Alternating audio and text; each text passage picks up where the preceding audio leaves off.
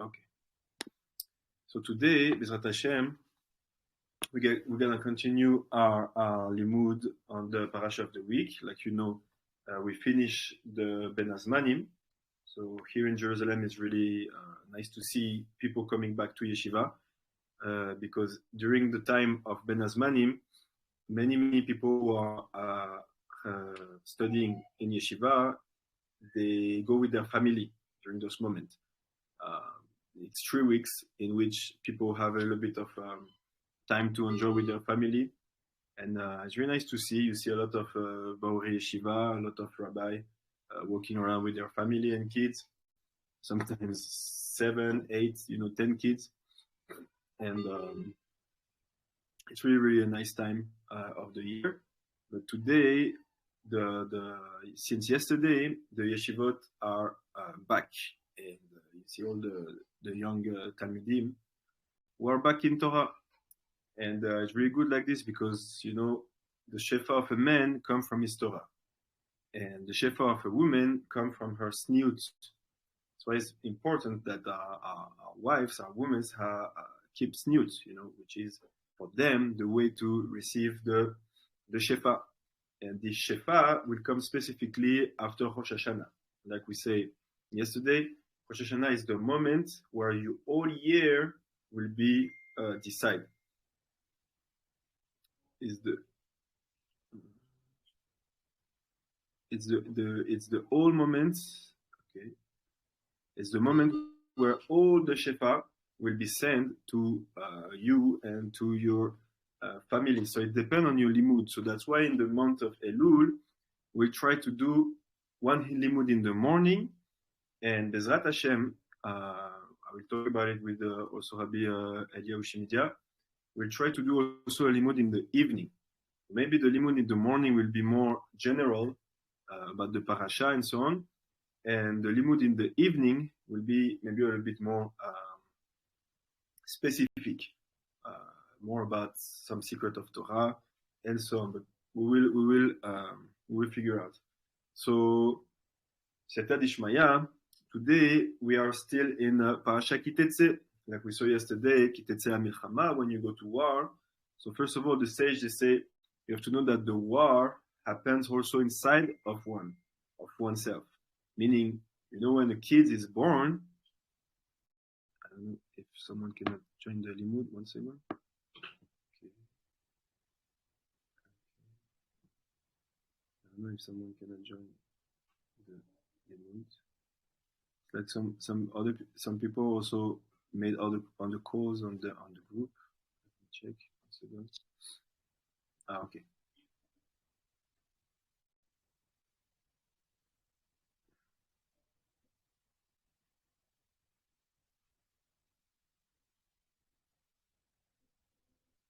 And we call some more people. See if they want to connect.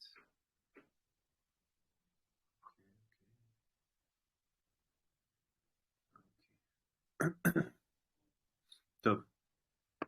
So like we say yesterday, to go to the war and to find a beautiful woman on the field, it's not really about finding a beautiful woman on the battlefield. It's about finding a neshama, a soul, who come from the lost seed of Adam HaRishon. Adam HaRishon is the father of all humanity, but there is different parts of him. There is people who are connected to him directly. Shalom, shalom, Chief Rabbi Kish, Boker Tov.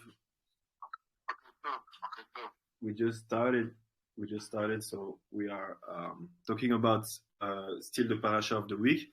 Like we said yesterday, to find a beautiful woman on the battlefield, it's more about finding some soul who come from Adam HaRishon, a lost soul.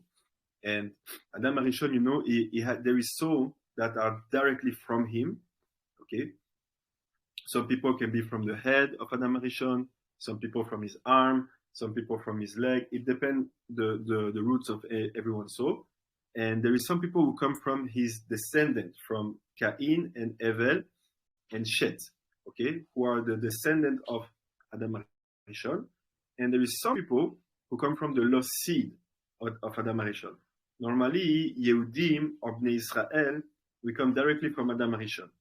the people of the world from Noah, they're from the descendants of Adam Arishon, and the Nefesh Hager, the people who have to do Giur, who have to convert, they are from, a lot of time, the lost seed of Adam Arishon. So it's really high souls. But because he lost seed, they didn't have a body. They fell into the Klippa. So that's why the Ari HaKadosh explained that many times in all our galuyot, in all our exile, we weren't there to find souls to bring back those souls inside of the Am Israel. So even you today, the Igbos that are in Nigeria, maybe you went there to find some people to help coming back to Torah and mitzvot. Because we know that in Africa we have many other religions, Christianity and Islam. And like we saw yesterday, the last galut, the last exile, which we are today, is the galut of Edom and Ishmael. Edom represents all, let's say, the Western world, the Christianity, and Ishmael represents the Arab world, the Islam world. And those two worlds, really, they are linked. Because you know that Ishmael, he gave his daughter to marry to Esav. Because Esav had already a few wives from Canaan. He took women from Canaan.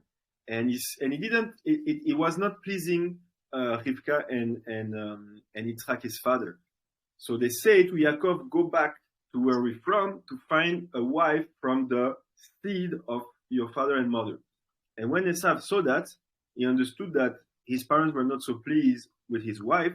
So what he did, he asked Ishmael to give him one of his daughters. And we know that Ishmael is the brother of Yitzhak. So by doing that, he told that he will maybe make some kind of kapara. He will basically fix what he did.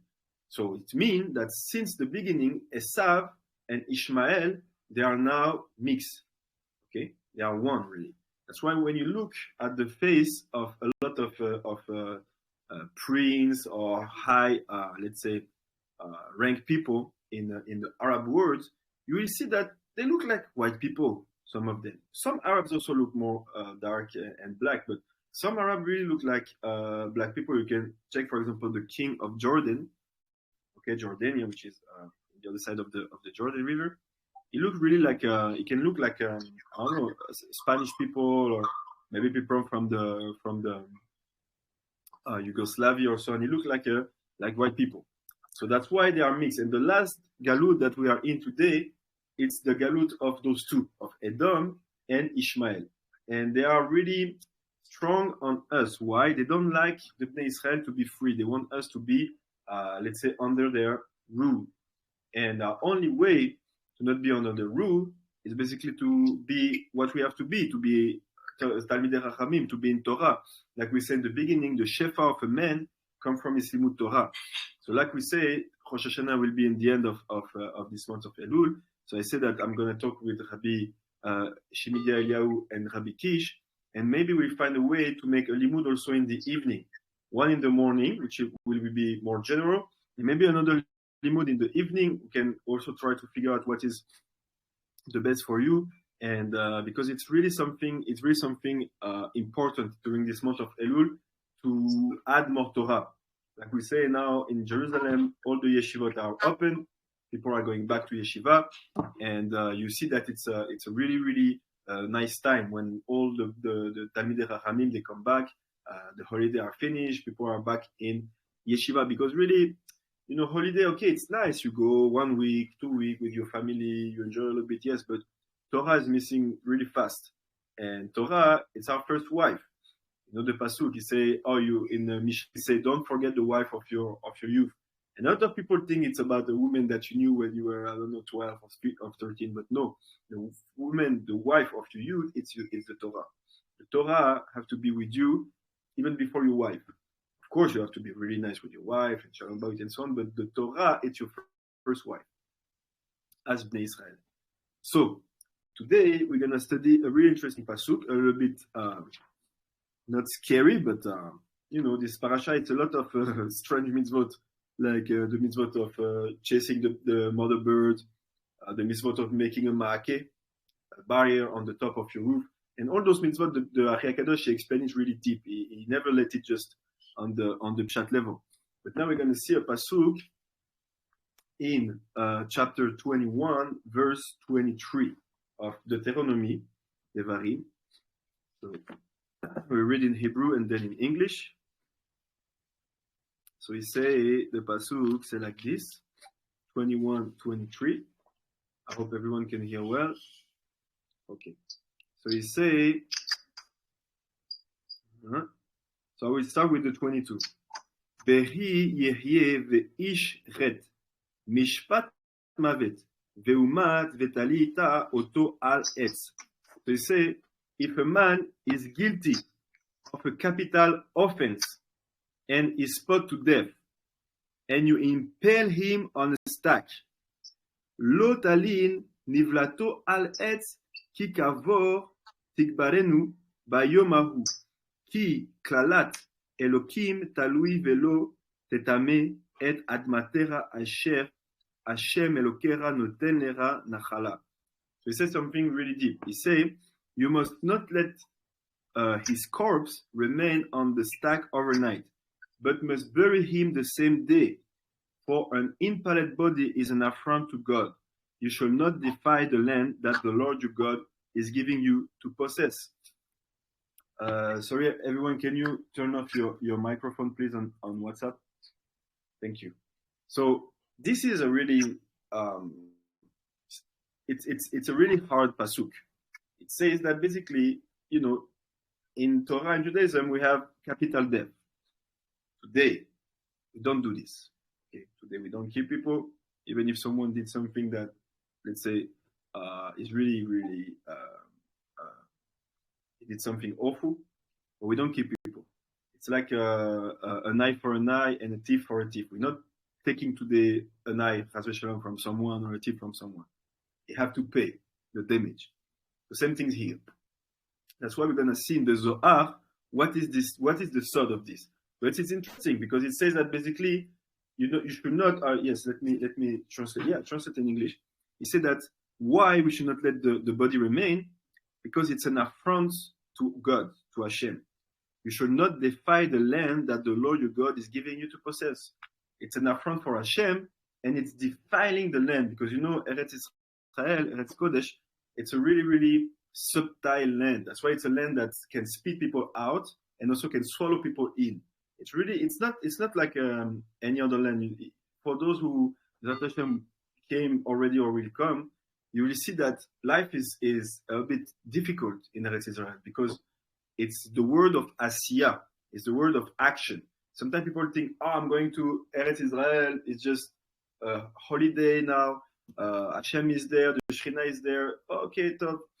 But this is not like this. This is a land when you have more work to do.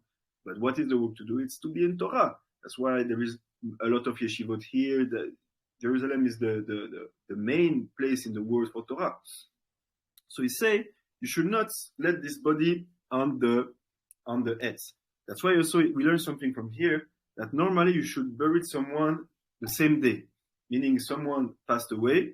You should bury him like less than 24 hours after it happened. Sometimes it can take a bit more time, but we're really trying to do it like this. That's why I know, I don't know how it is in Nigeria, but I know in Congo, for example, we have what we call matanga. It means that people, they go to see the family and give their vow, or they go to mourn with the family, and it takes 40 days. Why 40 days? It's linked to the time that Yosef was cried by the Egyptian. The Egyptian, they mourn Yosef Atzadik for 40 days. So in Congo, we have some of this tradition that is still, but sometimes it means that the body will stay for a long time without being buried. And it's a little bit a problem in terms of halacha, because we know in Jewish custom that we bury people the same day that they pass, or 24 hours before, like let's say on the 24 hour after they passed away. So we learn it also from here, because it says you should bury him the same day. Okay. Now let's go and see what Rabbi Shimon Bar Yochai in the Zohar Kadosh is explaining about this pasuk. So lotali nivlato al aet. You will not let the body on the tree. Ki kavor tikberenu beyomahu. But you have to put him in the kever, in his grave, on the same day. By the way, again, tomorrow is the Hilula of the Ben Ishrai, so today it's already starting. That's why we can light a candle for him already. And again, for those who want to send me prayers for them, I will go tomorrow, Bezrat Hashem. So don't hesitate. So he say, Amar Rabbi Yehuda. So now Rabbi Yehuda come and say something. Ara sheyotzet hanefesh me'aguf, venishar aguf bli ruach, asur le'aniro bli gvura. He say, now that the nefesh, the soul, left the body, it's forbidden to let the body without a kever, without a grave. So it's really important when he's saying here. He said, as long as the soul is inside of the body, you're fine. But as soon as the soul left the body, you have to put the body in the ground. Why? We know that the soul, the body of a Jew is tameh after he died, okay, after his niftar. Why? Because our whole life we were tahor, we were doing Torah and mitzvot, so our body were pure. And as soon as our neshama leave, so the body now is impure. And the goyim, the non-Jew, it's in the other side. It's that when the non-Jew is alive, is tameh, because he's not keeping Torah, he's not keeping mitzvot, he's not keeping Tara Mishpara, the familial purity and all those things. So he's tameh. And once he passed, his soul left, so his body now is pure, because the soul was doing the things that were not pure. Okay? So he say, as soon as the soul left the body, you have to bury it. So again, I don't know how it's happening in Nigeria. We can figure out if someone have more information. Like I told you, in Congo, I know that sometimes they let the body outside for a long time. It's a bit of a problem. Sorry, we're speaking about death here, but it's also part of life, and there is a lot of halachot and mitzvot connected to death. It's a really good mitzvah to go to a mourning house. Shlomo HaMelech say it's better to go to mourning house than to house of joy, like wedding and so on, because when you go to a mourning house, you in a way you see the evalim, that life is like a ruach. It's not so long, It used to be, because it's true that every man in our brain, in ourselves, in our heart, and women also, it's strange, but in a way we don't want to die. Nobody wants to die. And there is something really interesting that in Bereshit it says that men were living really long, and then Hashem reduced our lifetime to 120. So it means that inside of us we have our brain who can work for thousands of years, but our body at one point will die. And it's a big tension between a man. That's why the sage say you have to study every day like you will never die, and you have to also study every day and live every day like you will pass the next day. Shalom, everyone. Can you touch the microphone, please, on WhatsApp? Like this, we can hear well. Thank you. So he say that basically we have to put the body on the ground as soon as the soul left the body. Sheneemar, lo talin nivlato vechule. Don't keep it on the tree. Lefi shemet shenishta'a bli gvura kade shaot. So he say if someone doesn't have a grave after 24 hours, she'en yom valayla, which is the day and the night, gorem chulsha be'avare amarkava. He say it will really damage the members of the merkava. What is the merkava?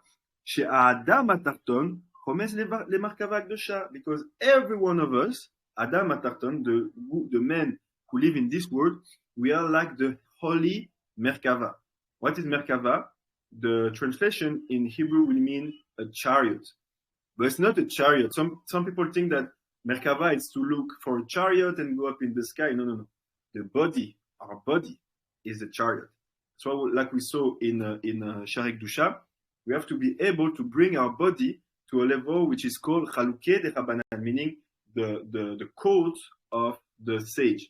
What is that? It means that our body becomes so pure that basically it cannot, now you can ascend with it through other realm of reality. That's what happened to Eliyahu Hanavi, who never died. Okay, with his body alive, he went up to Shamayim. That's what happened also to Hanor. Okay, Hanor, who was living with Hashem. They say he was living with Elohim, and after 365 years, he was taken up, and he became what we call the scribe of Shamayim, Matat, the angel Matat. This angel is really strong. He's in charge of all the world except Eretz Israel. Eretz Israel is directly, let's say, managed by Hashem, but all the world, all the Shefa of the world come from Matat. So you better be good with him, okay? It's Hanor. And he's the scribe of the sky. He's the scribe of Shamayim. He's the one in Rosh Hashanah who all the books will be open in front of him. And everyone is noted in the book, good action, bad action. And he will say to everyone, okay, you, this year, you have good parnasa, good mazal, all your project will work, and so on.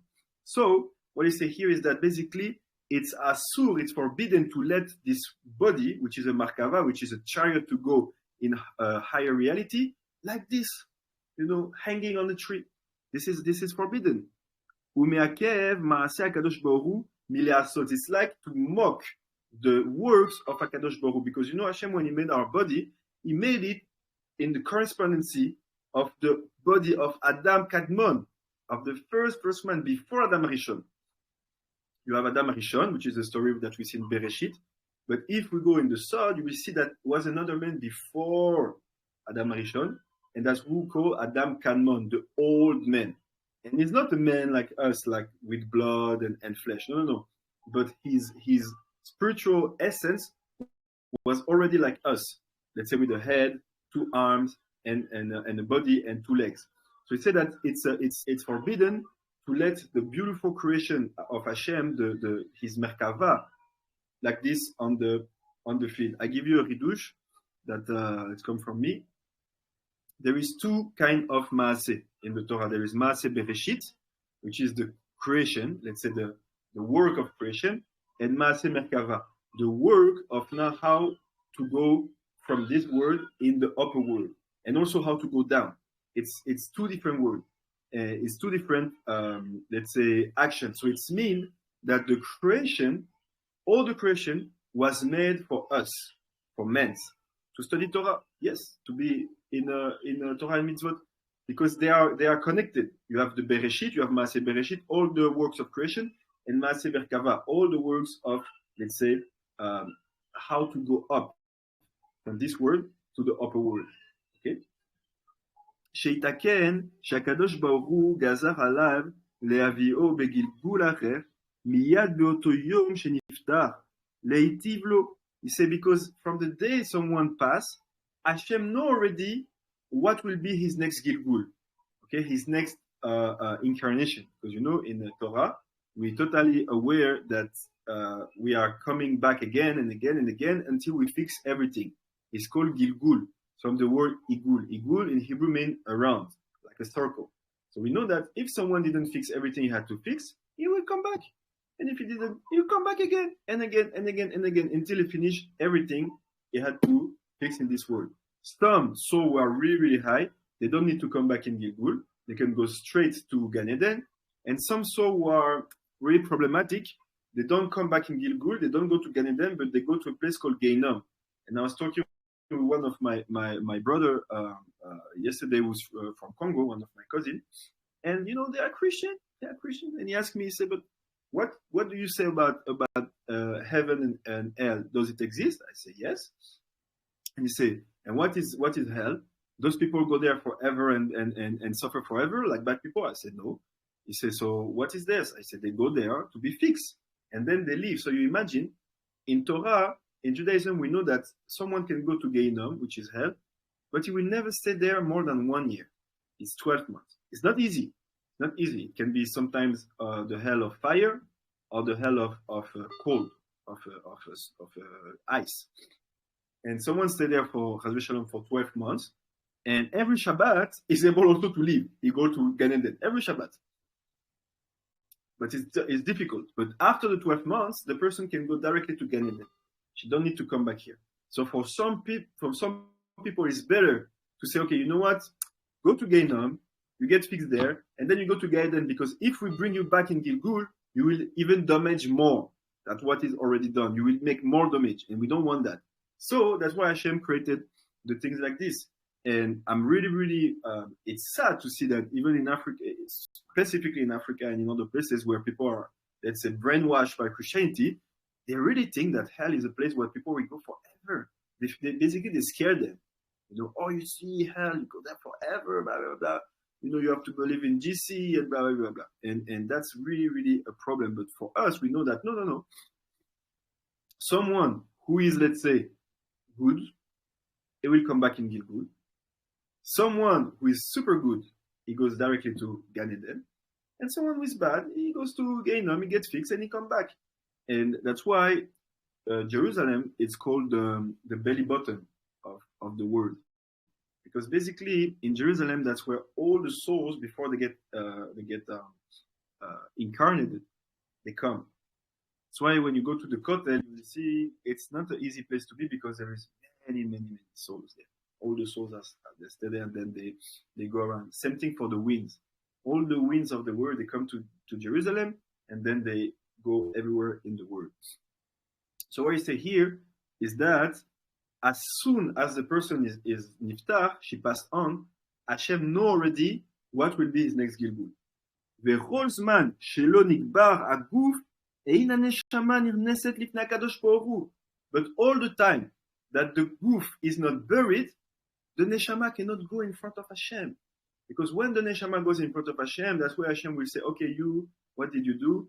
You did good like this, okay, you will come back in this family of tzaddikim, or this or that. But as long as the body, that's why we're really, really careful about burial. It's not a joke. It's not a joke. We should not, like where I'm come from, in Switzerland, non-Jew cemetery, they buried people, but after a certain time, they move them to bury other people. It's craziness. And Baruch Hashem, in Jewish cemetery, we have Jewish cemetery in Switzerland and in Europe since hundreds of years that never move. Because we know in Judaism that we don't touch a body. You cannot go and bring someone out of the.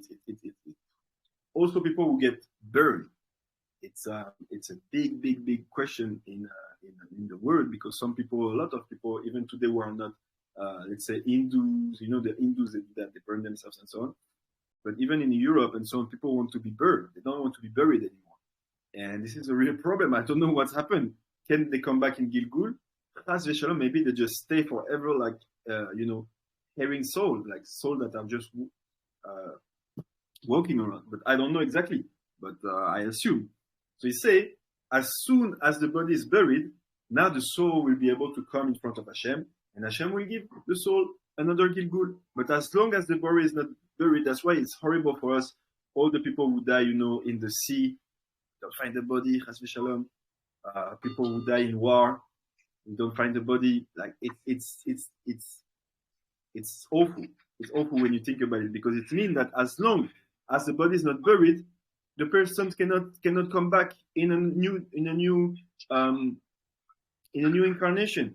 That's why someone, even on Shabbat, who see a dead body on the side of the road, it's a mitzvah to bury it. You can, if you pass and chas v'shalom, you see a dead body, you have to bury it. You cannot just pass. It's something that is really, really important, because we know now the secret is because as long as the body is not buried, the person cannot come back to the Gilgul. Shalom lekulam on WhatsApp. Can you please turn off your microphone? Thank you. So then he said, "Veina yechola lechyot baguf acher begilgul sheni." He will not be able to come back in another body in the new Gilgul. He will be stuck in a way. The soul will stay stuck here as long as the body is not buried. Ki ein notnim leneshama guf acher ad shenikra aguf harishon. Exactly. Ad shenikva. The soul don't receive a new body as long as the first body is not buried. So now you know the secret of why we try to bury people fast. Okay, normally 24 hours. The whole session must be 24 hours. When someone passes, if it's in this house, all the house is tamé. We turn all the mirrors. We throw away all the liquids. We sit on the floor. The body stay here during the nights. We put candles around the body. And someone should always stay with the body. No, you should never let it alone. That's why it's crazy to see how they call it mortgage. I don't know the name in English, where people go in like some kind of cold place before they get buried and just wait there. We don't do that. We keep the body with us until the moment it's time to go to Revre Kadisha to be washed. So we bring him to the people who wash the body. By the way, you know the Ariel Kadosh at that moment when they bring him to be washed, his body stand up by himself. Stand up, he walk in the water, it's like a mikveh, and he went out. And until today, that's why when you go to Sfat, in Safed, in the Galil, there is a place when it's known that this is the place when the Ariel Kadosh was doing, his body went by himself in the water. It's a known place. And people go there to do mikveh and so on. So what you say here, it's really, really deep. That's why, like I said, we have to go there to the Revre Kadisha, wash the body. Then we have to wash him. You don't have to cut the hairs or the beard. You know, if you have just beard, it's fine. And then we have to close the dead people in his mortuary. Thank you, mortuary. We surround the people in his talit. That's why it's very important. If you have sons, you can give them your talitot, but always be careful to keep one. And basically, when you choose talitot, Bezrat Hashem, when you will have the choice to come here or people will send you talitot, try to have big talitot. You know, the small talitot, it's called talitot Rachel. I'll show you. 1 second.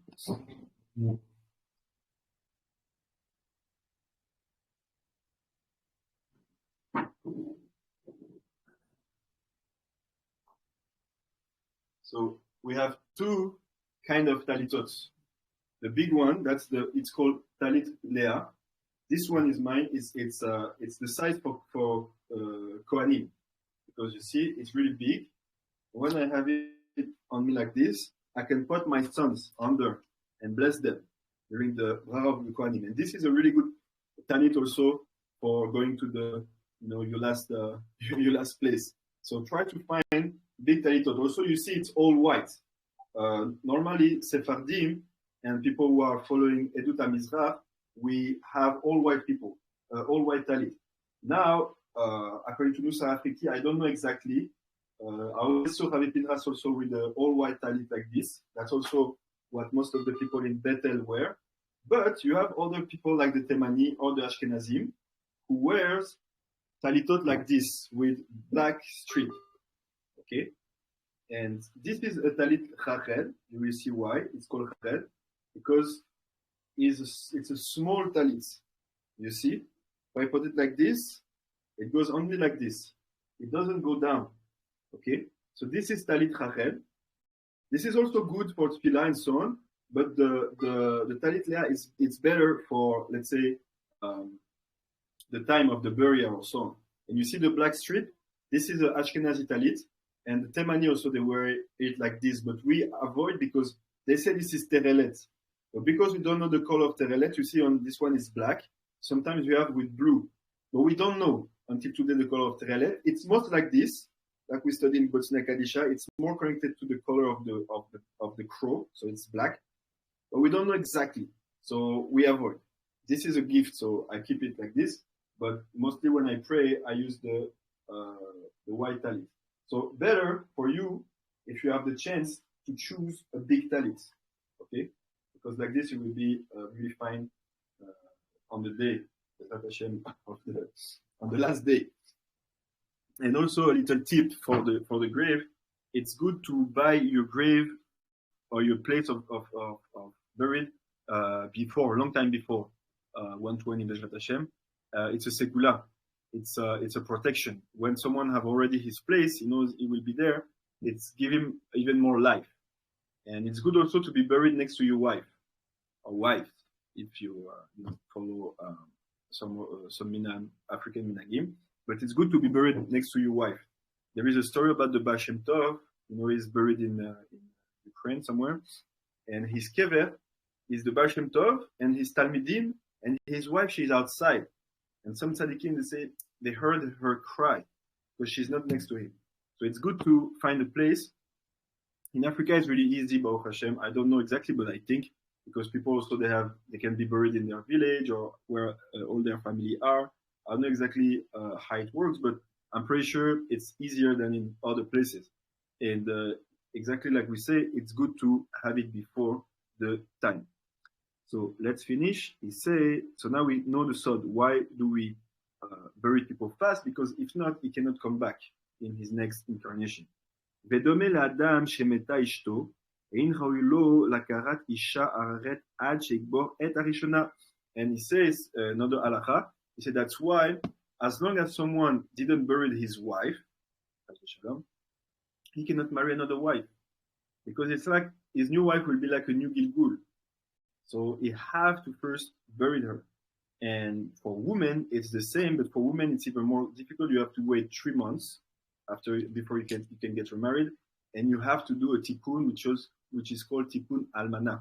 Because you know that when the first nights, when the husband and the wife, they go together, if the wife is virgin, now the ruach of the man will be inside of the wife. Okay? So when the man die, the ruach is still there. And sometimes people who married widow, they feel awful. They feel like the husband is still here. They feel like they are cursed or something. And it's true. You have to remove the first soul to be able for the woman to remarry. The best for a woman is to not remarry, basically, if the husband died. But sometimes it's life. So if you want to remarry, you have to do tikkun almana. We know how to do it. Also, Haripidras have all the tools for that. So there is no problem for those who need it. Also, for the young people, if it happened that you marry a woman who is not a virgin, you have also to do this. Because the first person which she went, the spirit stay inside. Even though it was just a mistake or I don't know what, like even if they were not married or so on, but the first man with which he were, the spirit of this man still inside. So we have to remove it. So this is Bezrat Hashem. That's why he said a man have to bury his first wife before he marry a second wife. A man have a few obligations toward his wife, and one of the obligations he have to bury her. I don't think the women have to bury the husband, but the men have to bury the wife. ולכן אמרה תורה, לא תלין נבלתו על עץ דבר אחר. So now you speak about something else. כאשר הנשמה נפחדת מן הגוף ובקשת לעלות לעולם הבא, אינה נכנסת לעולם ההוא. You say, but basically the soul cannot go to Olam Haba if she is not נכנסת, meaning close in this world. It means that the body, how you close the body, you have to put it on the ground. It's a really strange word, by the way. In a Jewish cemetery, it's not everyone who can be the people who work in the cemetery. Normally, it's from family to family because they are always tameh. They are always tameh. Shabbat they are tameh, Chagim they are tameh. All day. I saw this in the south of Israel.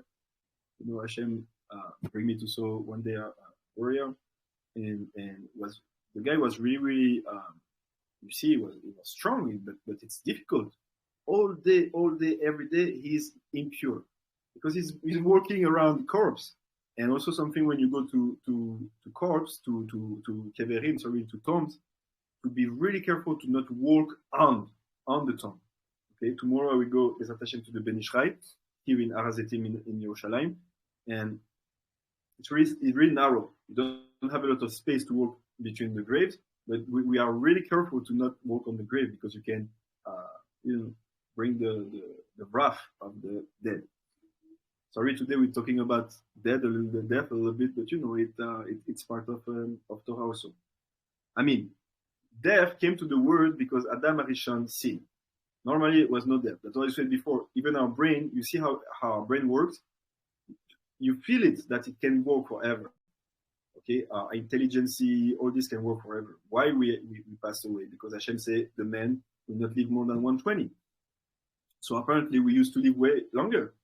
Even in the Torah, it say that some people are living 1,000. I even think it's more. I think the Torah say 1,000 give us like an idea of a big number. But I'm pretty much, I think it's more than 1,000. I think before Hashem blocked this it's been blocked at 120. I personally think we were able to live for thousands of years. But that's my personal view. עד שיתנו לה גוף אחר של אור. ואז היא יכולה להיכנס. He said, so when you go, because if your body here is not buried, when you go to Olam Haba, you will not be able to receive another goof of light. Like we said a few times, you know that before the sin of Adam Arishon, his body was made of light, or, and meaning us too, because we were with Adam Arishon. And not only Adam Arishon, but the whole Gan, the Gan Eden, when we see in Bereshit, was only light. People think, oh yeah, it was a garden, and Adam Arishon had to plow the garden and to harvest the garden. No. It was light. So everything was doing was in the Ruchani aspect, in the spiritual aspect. So also for us, when someone is buried, now okay, he can have a body of light in Olam Haba, because in Olam Haba you also need a body, but it's not a body like here. Like we know, we talk about it. The difference is that here we have a body of Or with Ein. It's the skin. Okay, the skin is called Or, but the light it's called also Or with Aleph, and that's the whole thing with Kutnot Or, with Kutnot Or and Kutnot Or and Kutnot Or. It means the body of light, highest body. Ayin, exactly. Kutnot. It's the same word Or. It means skin with Ayin, and Or mean light with Aleph. But the word is the same. You see, it's a play of words. So you say, basically, when someone have the Kutnot Or with Aleph on him, how you see it? His beard become white. You see, I'm not there yet. And if someone have the Kutnot Or with Ain, how you see? His skin is black. We saw it already because we know that this dress of Adam Arishon was given to Nimrod and then stole by Esav, and then Yaakov had it, and we know that this is the black skin. Okay, that's why Nimrod had the ability to talk to birds and to animals. That's why he was the best hunter. And who in the world are the best hunters? It's in Africa. I know it because I have hunters in my family, in my ancestors, and my family told me that they were not even going to the forest to kill. They were calling up the animals of the forest, and the weakest animals or the old animals, they were coming by themselves to them. It's not really today people will think it's witchcraft, which is not. It's just that black people, we have this ability to connect with nature really easily, and it's not wrong. It's not bad at all. It's actually really good. But we need also today, because we lost it. We used to have it. The Kutnot Or with Aleph, meaning the Chokhmah, the beard will become white. I'm not saying there is no people with the white beard in Africa. What I'm saying is that, you know, for 500 years in Africa, we've been colonized. Okay, and this brings us to a place today when we lost our spiritual independence, meaning we don't really remember what is our spiritual way. And our spiritual way is in the Torah. It's in the Torah. But we lost it. And they bring us Christianity, and they bring us Islam. So what's the way now to go back? Because people want to have material independence, material shefa, freedom. Yes, it will come. But we have to start by the spiritual independence.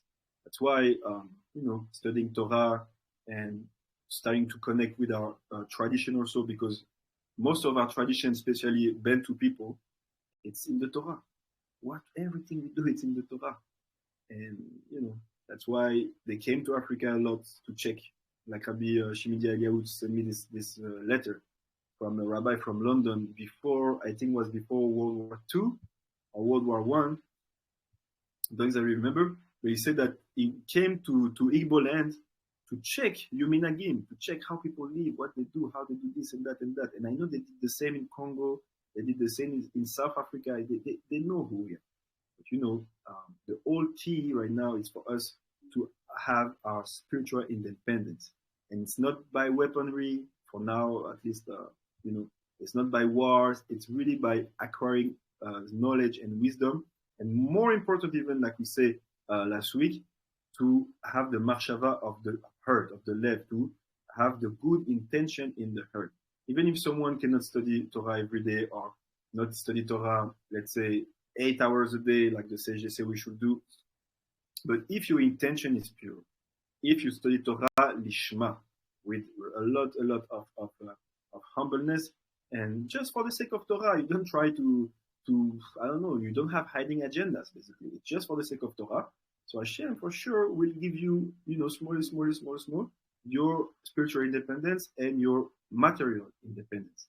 That's why I'm not into politics, but I saw the fight that there is in Igbo land, people who want to be independent and so on, and I hear all of it. But my humble advice is that most of the Igbos should now go really deeply back into their roots and to the Torah. And after that, when all of you will be in the same, let's say, mindset, maybe all things can happen. But I don't know. I'm not a politolog or politician or whatever. But what I'm saying is that the spiritual independence is the key, is the first one. We have to remove people out from Christianity, remove people out from Islam, from I don't know what, Freemasonry, so on, and to go back to our roots in the Torah. Let's finish. מאליהו תדקן שהיו לו שני גופים, אחד שבו הוא מתגלה למטה לבני אדם, ואחד שבו הוא ניחא למעלה, בין מלאכים עליונים קדושים. He said that's why Eliyahu and Navi have two bodies. Because you know Eliyahu and Navi never died. He went up in the Merkava, in the chariot that was his own body, to Shamayim. And in Shamayim he have a body.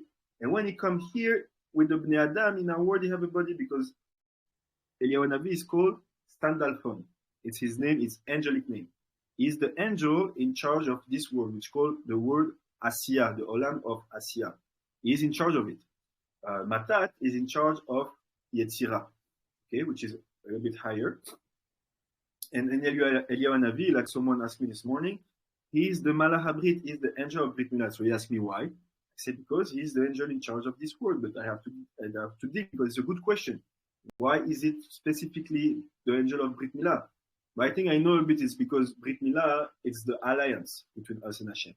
So it cannot be anyone else.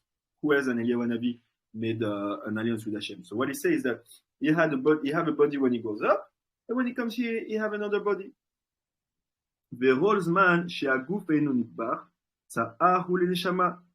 as long as the body is not buried, it's make a lot of suffering for the soul. And because there is a spirit of impurity who goes into the body, and it's make the body really impure, and it's becoming, the soul cannot even go back to her body, so she's just lost. It's horrible.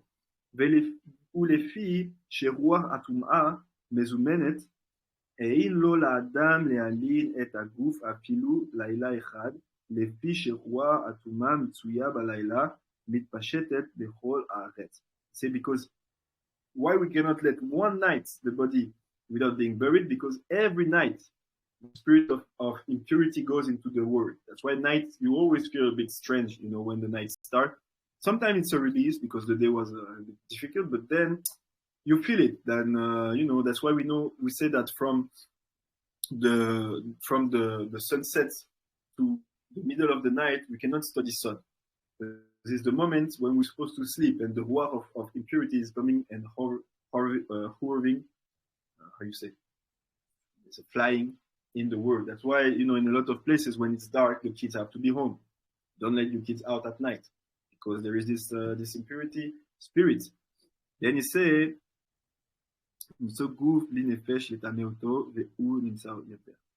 okay. So Bezrat Hashem, we finish here for today.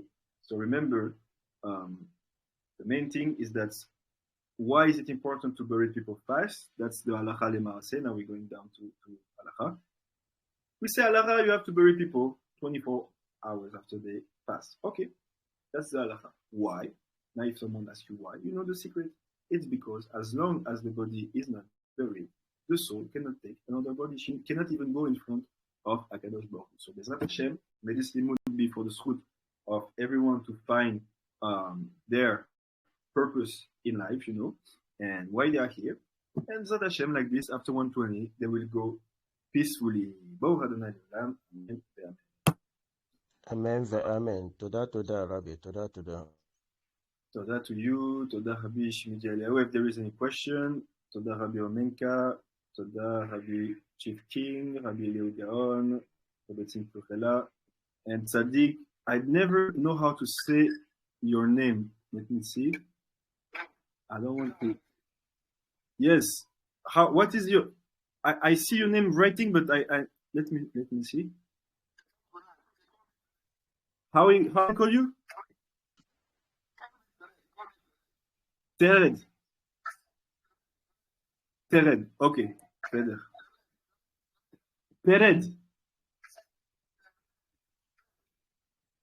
Sered.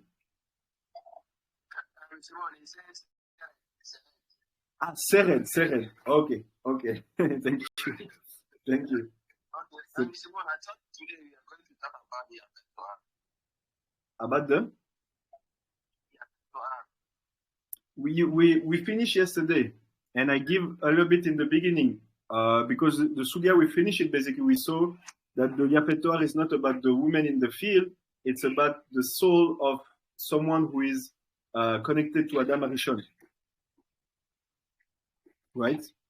So that's the secret of the Yafet Torah. It's not that it's the beautiful woman that you find in the field. That's the pshat, but in the third level, it's a soul that comes from Adam Arishon, and that is stuck into the nations.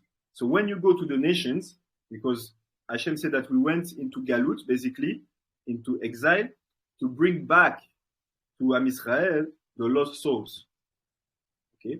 So the Yafat Torah, it's the Neshama. It's a beautiful Neshama, but the Neshama is born into a family of non-Jew. When you meet this person, you have to help her coming back to Torah. And then we say a little bit more in the beginning of the Limud, we say it's also the man itself. Because, from the time you're born until age 13, you have only the Yetzer Hara. The Yetzer Hara comes from the feet and goes up until the head. And after age 13 and one day, the Yetzer Tov comes in. And the Yetzer Tov comes from the head and go down. And so that's why it says that this is also the Yafat Torah. This is the Neshama of a kid who had only Yetzer Hara all his life.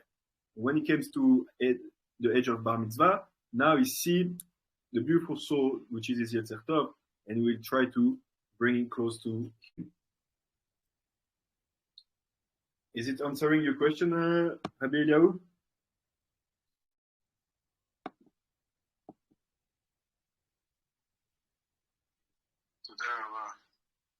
So that to everyone. Have a great day, and B'ezrat Hashem, tomorrow we continue in the morning around 10.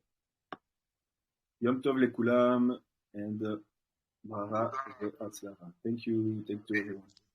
Shalom, Rabbi. Toda, Rabbi. Shalom, Rabbi Eliyahu. Thank you.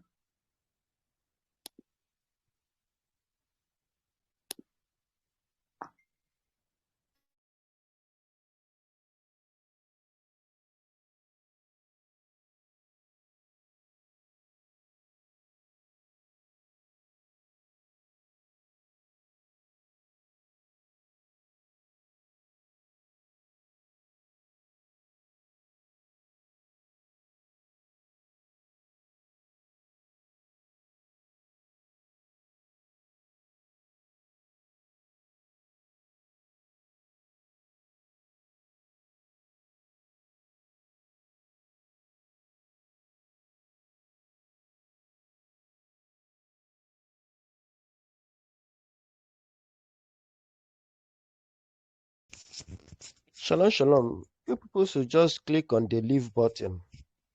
The Limud has finished.